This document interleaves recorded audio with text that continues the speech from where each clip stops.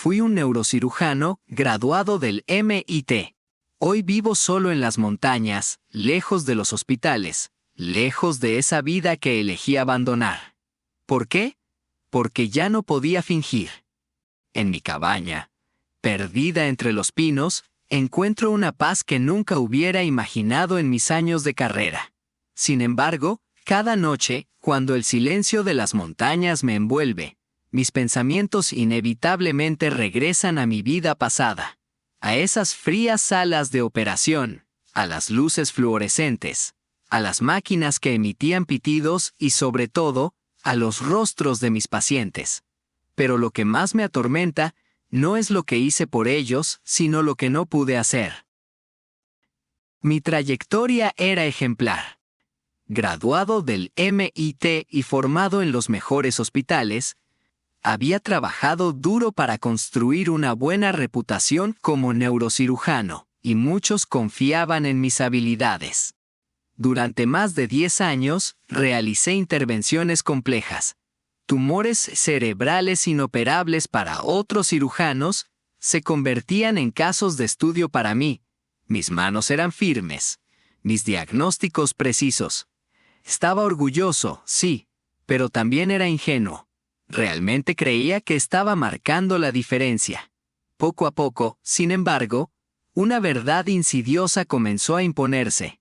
A pesar de todas mis habilidades, de todas las herramientas a mi disposición, casi nunca lograba curar a mis pacientes. En realidad, solo retrasaba lo inevitable. Los tumores regresaban, las enfermedades avanzaban y los pacientes que salvaba volvían a una vida de tratamientos interminables, dolor crónico y dependencia de medicamentos. No era la medicina que había soñado practicar.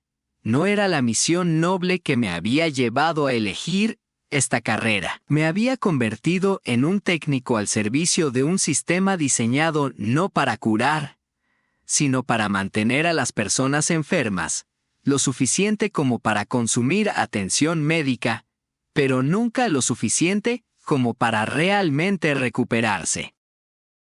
Uno de los momentos clave de mi desilusión vino de mis propias observaciones. Pasaba mucho tiempo con mis pacientes, escuchándolos y tratando de entender sus historias. Y un patrón comenzó a surgir. Aquellos que parecían recuperarse mejor, que soportaban mejor los tratamientos y evitaban complicaciones, a menudo seguían una dieta específica. Estos pacientes consumían poca o ninguna carne y priorizaban las verduras, frutas, legumbres y alimentos integrales.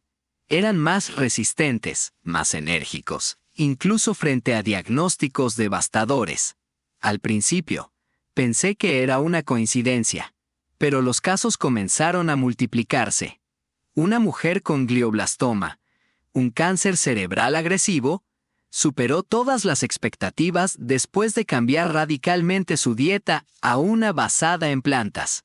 Un hombre con esclerosis múltiple reportó mejoras significativas en sus síntomas tras eliminar la carne y los lácteos de su alimentación. Cuando intenté hablar de esto con mis colegas, me recibieron con escepticismo e incluso hostilidad. No está comprobado, decían. Concéntrate en los protocolos establecidos. Pero no era cuestión de pruebas, era cuestión de lógica. Los propios pacientes veían resultados tangibles, pero el simple hecho de mencionar que una alimentación diferente podía desempeñar un papel en su recuperación se percibía como una amenaza. Mi vida, al menos desde fuera, parecía perfecta. Tenía todo lo que cualquiera podría desear. Un sueldo elevado, una casa amplia y moderna en un exclusivo vecindario, un automóvil de lujo que giraba cabezas por donde pasaba. Mi novia Clara era una mujer increíblemente hermosa, culta y con una sonrisa capaz de iluminar cualquier habitación. Mis padres estaban orgullosos de mí, y mis amigos me envidiaban. Pero nada de eso lograba llenar el vacío que sentía. Cada noche me acostaba en mi cama de diseño, rodeado de comodidades, pero el sueño nunca llegaba con facilidad. Me pasaba horas mirando al techo, sintiendo una inquietud que no podía nombrar. Por las mañanas me levantaba agotado, con una sensación de pesadez en el pecho, como si cada día fuera una montaña que escalar. Comenzaron a aparecer señales físicas de que algo estaba mal. Estaba subiendo de peso, lentamente al principio, pero de manera constante. Mi traje de cirugía, que antes me quedaba holgado, ahora se sentía ajustado en la cintura. Mi piel perdió su brillo, y las ojeras se convirtieron en una marca permanente bajo mis ojos. Mi dieta consistía en comida rápida y café, y la mayoría de los días saltaba el almuerzo por atender pacientes o realizar cirugías interminables.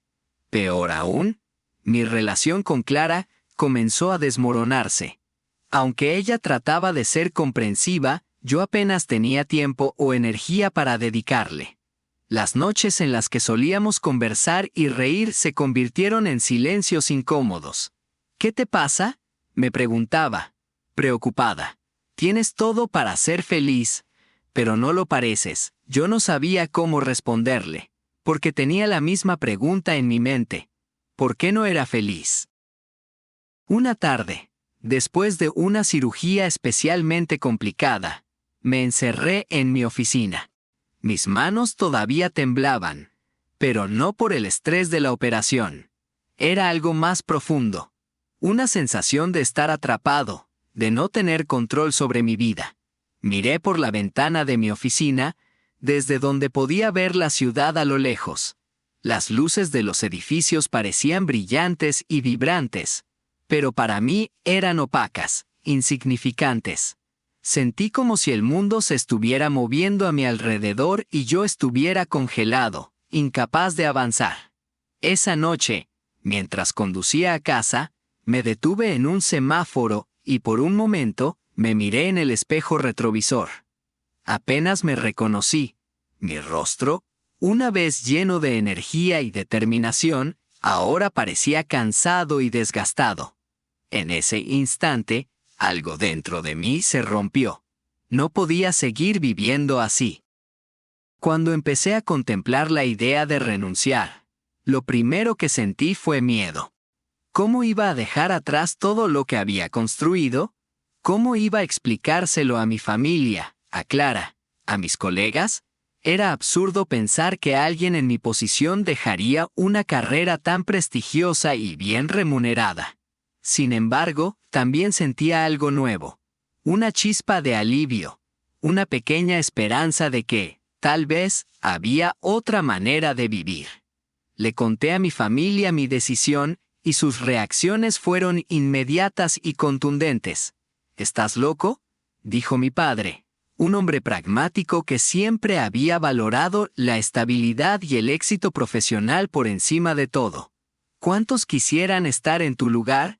¿Y tú lo vas a tirar todo por la borda? Mi madre intentó ser más suave, pero su preocupación era evidente. Hijo, solo estás pasando por una mala racha. Todos tenemos momentos difíciles en el trabajo, pero piensa en tu futuro. Piensa en la seguridad que tienes ahora. Mis amigos también intentaron disuadirme. ¿Qué vas a hacer si renuncias? ¿Vas a dejar todo para vivir como un ermitaño?, se burló uno de ellos. Sus palabras, aunque dichas en tono de broma, tocaron un nervio. Porque, en el fondo, eso era exactamente lo que quería: alejarme de todo. Incluso Clara trató de detenerme.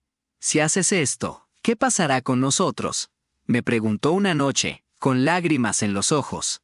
No entiendo por qué quieres abandonar una vida tan buena.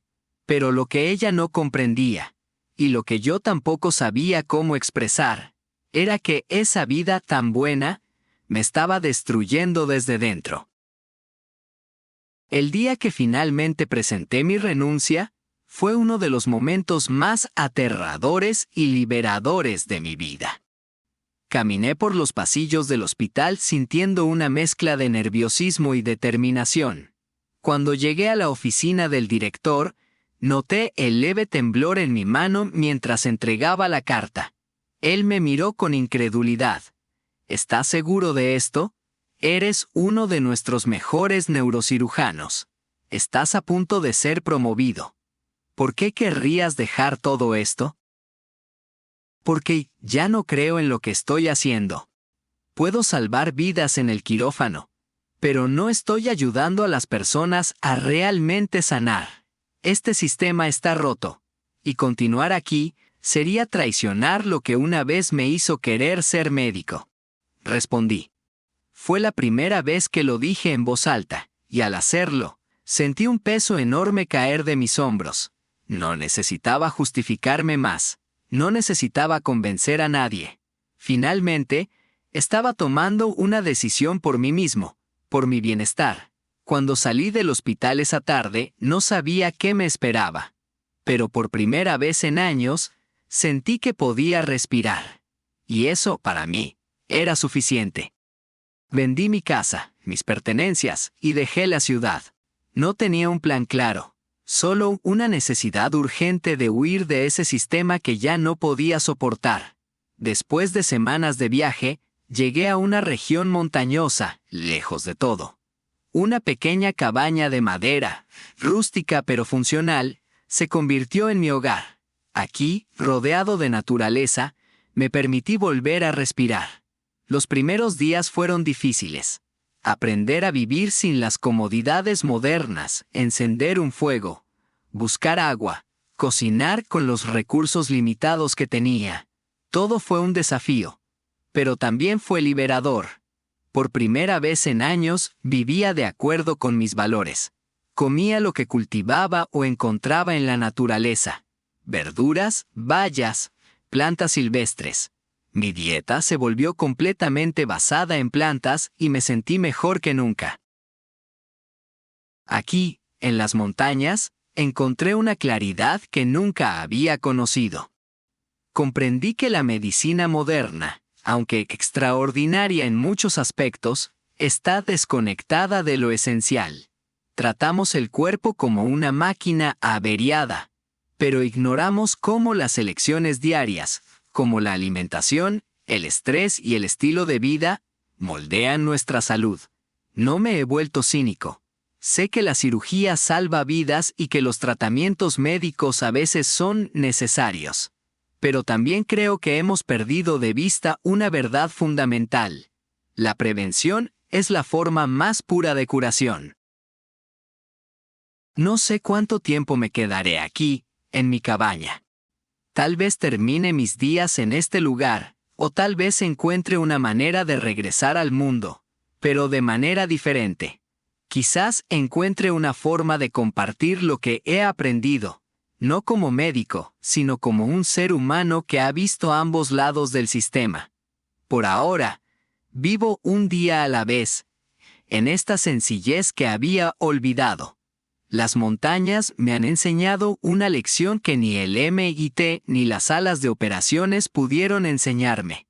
La salud, al igual que la vida, es un equilibrio frágil, y la verdadera curación a menudo comienza con un regreso a lo esencial. On Patreon, you can download the audio of each story and a PDF transcript, which will help support the channel so we can make more recordings. Thanks so much!